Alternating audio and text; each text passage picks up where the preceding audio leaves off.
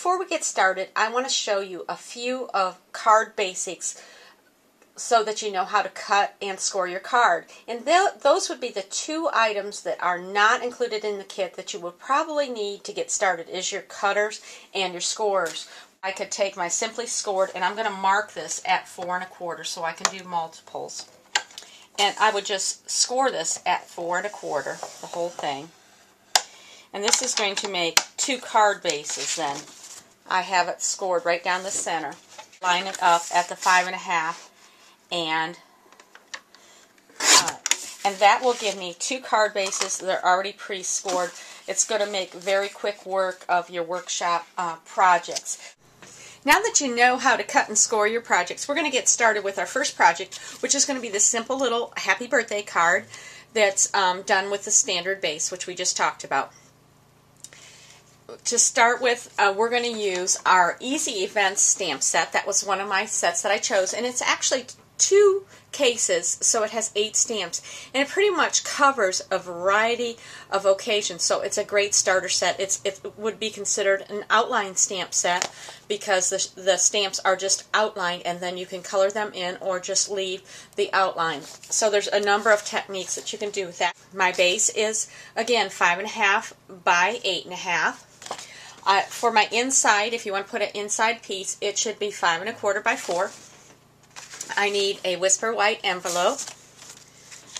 I need a piece of Whisper White cardstock that is cut at 4 1/4 by 2, and a piece of designer paper that is cut at 2 1/4 by 4 or 5 1/4. And then I need 2 scallop circles. In your starter kit, you just get an assorted pack. So if you're having a couple large events to start with, you may not have enough of the perfect plum. So what you want to do is choose a couple of coordinating colors. So your make and takes could consist of a variety of colors for your base, and then you could pretty much use the same colors for the accent or the focal points of your card. So for your base, you could use maybe a wild wasabi instead of perfect plum on some of your projects, or maybe one of the blues. In your kit, you should also have a clear block. If you find that your stamps are not sticking to your clear block, it could be because your block has become dirty. We have a lot of oils and things on our hands, so you want to clean that. My favorite way to clean it is with a little bit of hot water and Dawn dish soap, and then dry it off, and it should stick then fine. But what you want to do is you want to place your stamp on the block and press about 3 seconds. It should. If you don't have a nice hold, then you want to clean your block. I chose basic gray rather than black because it's a little bit softer to go with the soft subtles. Here's another tip on opening your ink pads. Your ink pads are nice because they're nice and large, they have nice hand grips, and the ink is actually stored upside down when you're not using it, so the ink pads stay nice and juicy. When you want to open them, here's a trick that I learned at a Stampin' Up! Leadership convention. It's sort of like when you first meet a guy. You push him away, pull him back, and rein him in. And that's how you open your ink pads. You want to press firmly, but not rock. And we have our image stamped on there. I want to start with the lighter colors first. So I will use my So Saffron. I got a So Saffron pad. And what you want to do is you just want to squeeze a little bit to get a little bit of ink in your lid,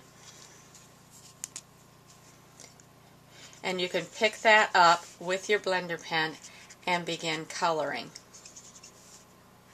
Now, just to highlight your frosting a little bit, you may want to go back then and just where the lines are, maybe make it just a little bit darker, so that you get a little bit of shading.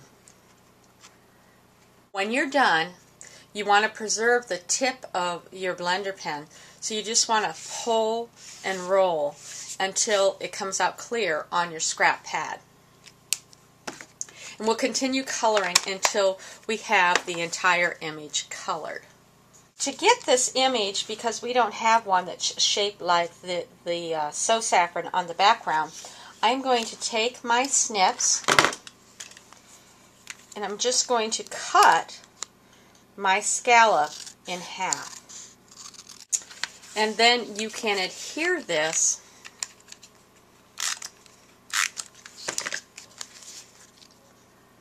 to the back of your project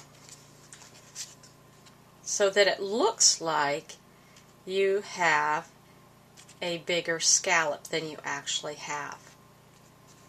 And it sort of gives you a little outline, a little splash of color.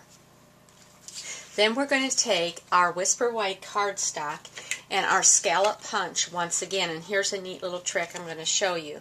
If you insert that strip of Whisper White into your punch and pull till you're just about to the end,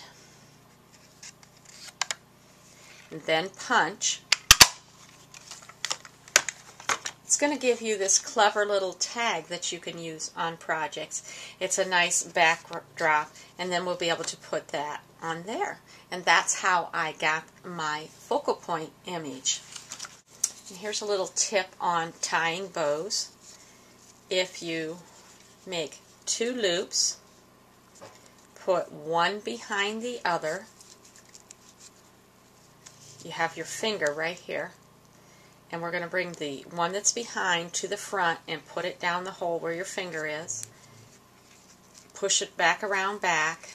You can flop this over, it's in the way. And then just pull your 2 loops, your loopy hoops. You have a nice bow. And that's how I got my bow.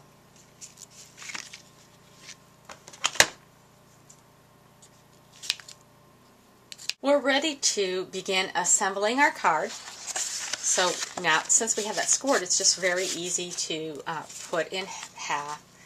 If you want to stamp your image, which I think we will, we'll go ahead and stamp the image that we had earlier. Only this time we're going to stamp it with, let's go with the Baja Breeze.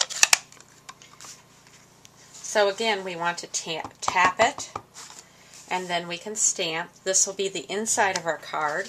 Have a pretty little cupcake. And then we can do the same thing to our envelopes, because you want to have matching envelopes. In your kit, you should also get a Stampin' Scrub. This is the cheapest washer and dryer you're ever going to get. It's essential. This is one of those things that you're going to want to have early on. And you're also going to get your Stampin' Mist. So you just spray a little Stampin' Mist. That'll clean and condition your stamps. And then you just rub it. That washes it and then dries it. And it's as simple as that. There's one other stamp that we want to use. And that's going to be from this stamp set called Petite Pears. And again, by going with a brighter color with all these lighter colors, it will stand out. I'll show you a little trick to use when you're at a workshop. I also learned this at Leadership. It sort of helps because sometimes you'll have ladies that will use almost an entire roll by the time you're done in the evening. So what you want to say is dot, dot, not a lot. And they sort of get the hint when you're showing them that. And then you can just place that on there. And we'll place dot, dot, not a lot. And our bow. And that's our first project. And of course, it has the coordinating envelope to go with it. And you'll want to put your inside in too.